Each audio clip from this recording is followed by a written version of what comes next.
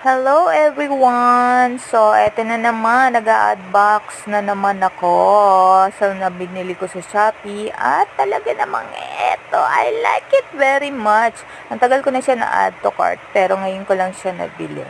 Pinag-iipunan ko kasi lahat ng mga na-add to cart ko. Ayan.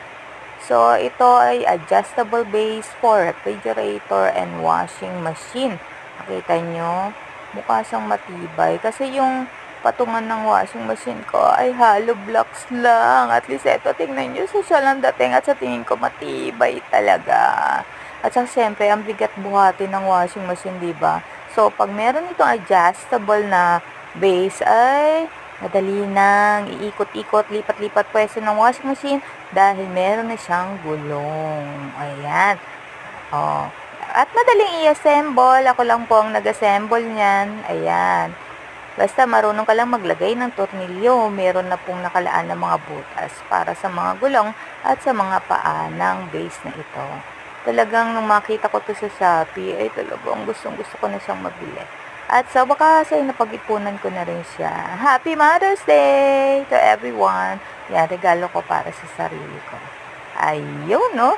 Diba? Kayang-kaya ko namang itornilyo yan lahat. O, ayan, ang ganda, o, diba? Ay, nako. At saka maganda yung paa na adjust.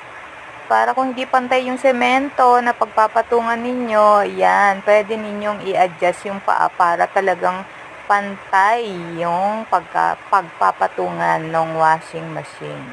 O, meron pang level yan, doon sa ibabaw. O, nakita ninyo, isang gulong at dalawang paa ang sumusuporta sa bawat sulok nung base. Kaya talaga namang ang ganda-ganda niya. Ang saya-saya ko. Tingnan nyo. Ayan. Nilagay ko na siya. Pinagpatungan ko na siya ng washing machine. And I'm very much happy. Thank you very much. Bili na kayo. Nandyan lang ang link.